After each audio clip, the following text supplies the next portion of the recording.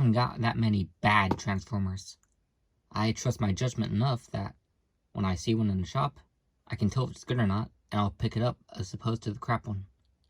But I make mistakes. We all do. Case in point, this Bumblebee. Now, to be fair, the car mode is actually kind of nice. Got a lot of weird, I want to say alien, but it's very clearly still a car. If it was truly alien, it might not even have wheels for all we know. Could be rolling around on spheres, or triangles maybe. But it is nice and futury. Got a nice turbine looking thing in the front. Split into non-headlights. And a very troubling thin strip of clear. And taillights, I think, or engines, who knows, who cares. He actually rolls very decently.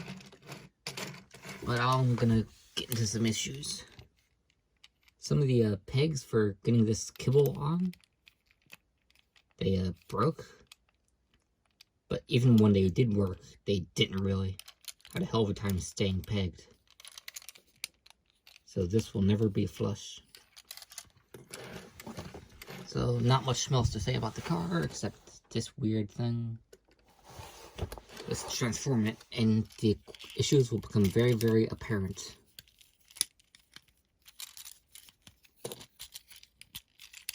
Yeah. You're gonna see just why this is one of my least favorites.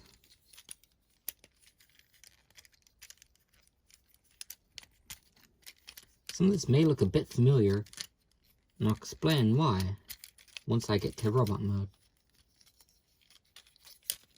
Peg these giant things.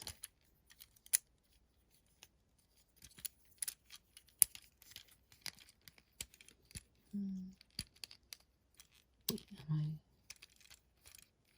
I'm trying to transform it properly, but it's so vague about the legs.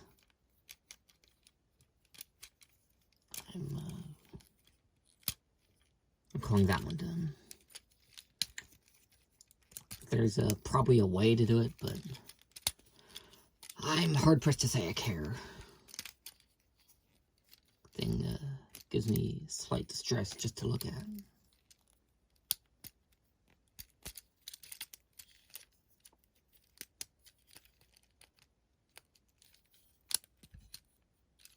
Yeah, that might come down, not undone a lot.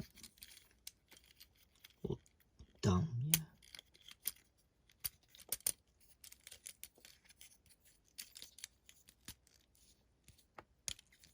Now, if you've watched my review of that other Bumblebee, you'll notice this guy is retooled from the Jeep one. And the Jeep was a good figure, because, you know, it works well, solidly designed, and it doesn't have much kibble. You know why? Because the Jeep hasn't got a roof. This thing does. Look at it, it's obscene. I do sometimes try to play it off as kind of a coat, but I shouldn't have to stretch that hard to make something not horrible. To look the face, it's good as it can be, really. These things have no correlation with the real one. So good job there. And the other Bumblebee, the Jeep, had an attachment point for what I can only call a tail. This one lacks that, but still has a point for it. So that's strange.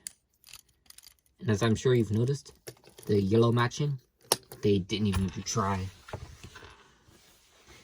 It does come across as a different shade on camera than in person, but because this is on clear plastic, the yellow painted here is different from the yellow that's molded. Come on, you're a big company, you can't afford matching paints. His head does the weird hingy thing. He's posable as any, so okay. And he has got a gun. That is very cute and reminds me of a pepperbox pistol. Or maybe a multiple grenade launcher, if those exist. I have no clue. But yeah, these legs are finicky. See, these should peg in, but eventually it just stopped. And remember the clear plastic I was talking about? Yeah, that is used here. And on the wheel attachment points. And to, I think, all of the feet, too. You're not going to see them there anyway, just mold it in black. No, Hasbro has a clear plastic obsession. I wouldn't normally mind, but when it's used for such vital components, I do have to wonder, what were they thinking?